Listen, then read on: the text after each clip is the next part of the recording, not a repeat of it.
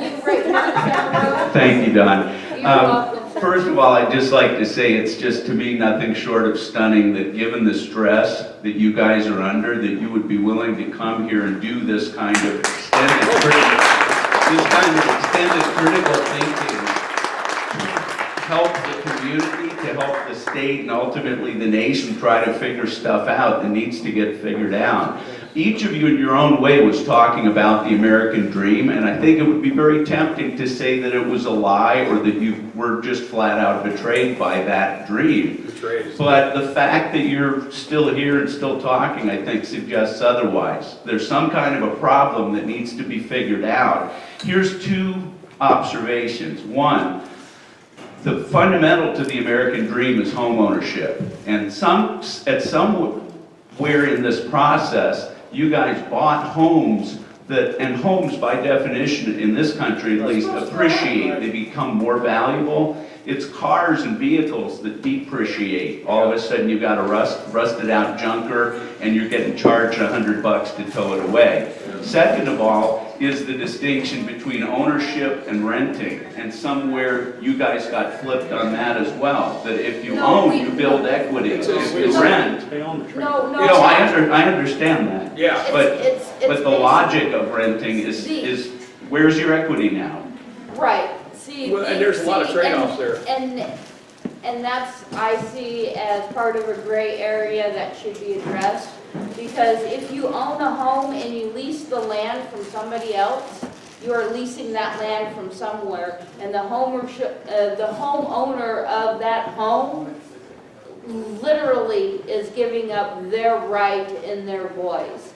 Now, I didn't know that when I bought my mobile home so many years ago, because I was literally trying to develop that American dream.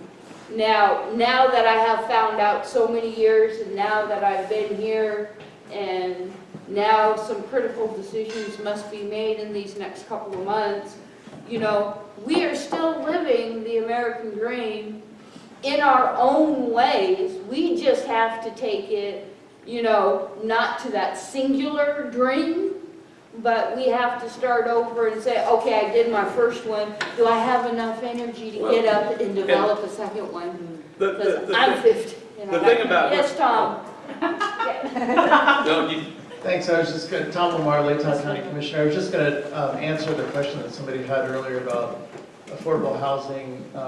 Primarily in Moscow, there are two groups that are working on affordable housing. There's the Moscow Affordable Housing Trust, which is run by Nils Peterson, and he's done a lot of great work to find property and get it developed and get things moving in a real concrete, specific fashion. And also, the City of Moscow has a Fair and Affordable Housing Commission, which is an advisory group to the Moscow City Council, and they're the ones that first review and help the city set policy. So those are two great places to go within the City of Moscow for affordable housing. I'm going to be in Boise next week for the Idaho Association of Counties meeting, and while I'm down there, I've set up a meeting with a company called IndieDwell, and they are manufacturing homes out of recycled shipping containers. They take two shipping containers, gut them out, clean them up, fix them up, get them insulated, wired, build rooms in them, and then they put them on site. A home there costs, that home costs $60,000. And then, of course, there's land costs, foundation, you know, utilities, etc. So let's say the whole thing costs $100,000, which is a part of the market that doesn't currently exist right now for home ownership within the City of Moscow. So I'm going down there with the intent of seeing if we can get, at some point, this is not a short-term solution, it's a long-term solution, but I would really like to see us get 3 dozen of those somewhere in Moscow. They don't have to be all clustered together as a park, but they can be, you know, that concept of 36 houses in that price range, I think would really help this community. It's one piece of the whole pie. There are a lot of pieces of that pie, but you know, not everybody's gonna own a home, not everybody's gonna be able to afford that price of a home, but perhaps enough are to help allow people to move around and solve some of these problems. So, I'm gonna have a tour on Monday, a conversation with them about what that takes. And it's gonna take private investors that wanna put up $1 million or $500,000 or $3 million or something to buy land, to make these things possible and to start being able to sell them to people that can buy them. So it's one step. There's a lot more steps that need to happen.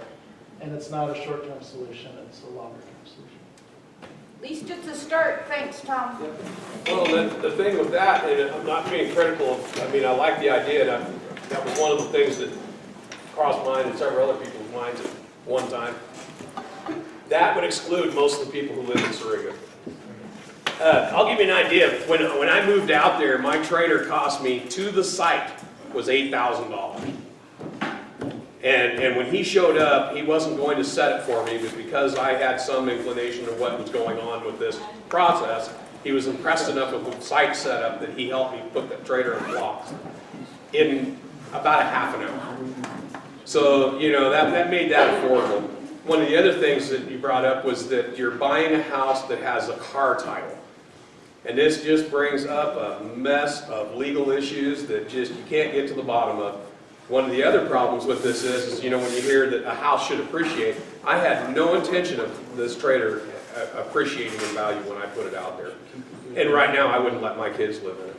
You know, it's aged. It's just the nature of the game with trailer houses. That's right, and a person that's currently renting in a trailer home, they may not be the person that, you know, not everybody that lives in Syringa is gonna be able to buy one of these. Oh, absolutely, And- Oh, yeah. yeah, My absolutely. But- point is that then there are people that could do that, and if Yeah. that makes Yeah. apartments opened up for other people Right. to move in, There's so much, yeah, Right. This park and these parks like this, they fill a pretty weird niche for a lot of people. And for that, I think is one of the reasons they don't get real proactive and change a lot of the laws. Yeah, it just, you know, it creates, you know, one solution creates another problem kind of a thing. But, you know, and this is the thing I always come down to, a lot of this is just moral choices. By the people who own the property, by the people who rent that trailer. I mean, God, guys, man, don't we have any morals in this world, you know? And some do and some don't, and, you know. Unfortunately, they can thrive on the don't side out there. But it's more the morals of the law.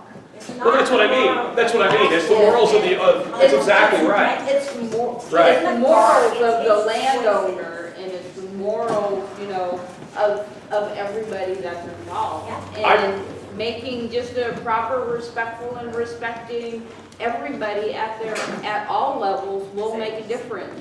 I ran into Our this. boys were gone for 5 years, folks. I ran And into the to say, maintenance guy. This is the first time we've had an opportunity to come and to speak about what's our mind. We were never asked to come to the table. A lot of the problems that were happening in the park, if people were to come and say, hey, what do you think? I don't think we would be here today.